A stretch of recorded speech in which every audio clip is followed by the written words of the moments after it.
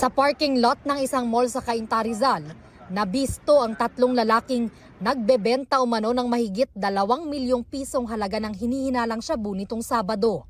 Arestado sa drug buy-bust operation ang 46 anyos na operations manager ng isang security agency.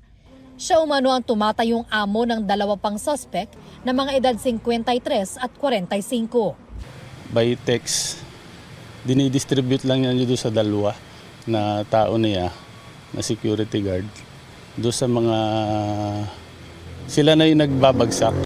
Base sa investigasyon ng pulisya, hindi taga-Cainta ang mga suspect. Ang mga karaniwan nilang parokyano, galing din umano sa iba't ibang lugar. Iba-iba rin yung lugar nila. Dumadayo lang sila dito para mag-distribute ng drugs. Sila yung nagdi-distribute sa mga barangay nila, sa mga kabataan. Based on the investigation, hindi lang naman dito sa Cainta. Nagdadala rin sila sa ibang lugar, yung mga kalapit bayan natin dito.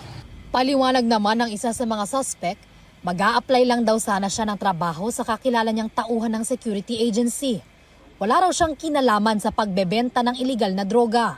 Hindi po sa akin, ma'am. Wala po akong ganon. Wala naman akong alam na kasalanan sa sarili ko. Kaya nga humarap lang ako kahit papano dahil talagang papatunay ko na wala akong ginawa ng ganyan. Tumanggi namang humarap sa amin ang 2 pang suspect. Mahaharap sila sa reklamong paglabag sa Comprehensive Dangerous Drugs Act. Ito ang unang balita.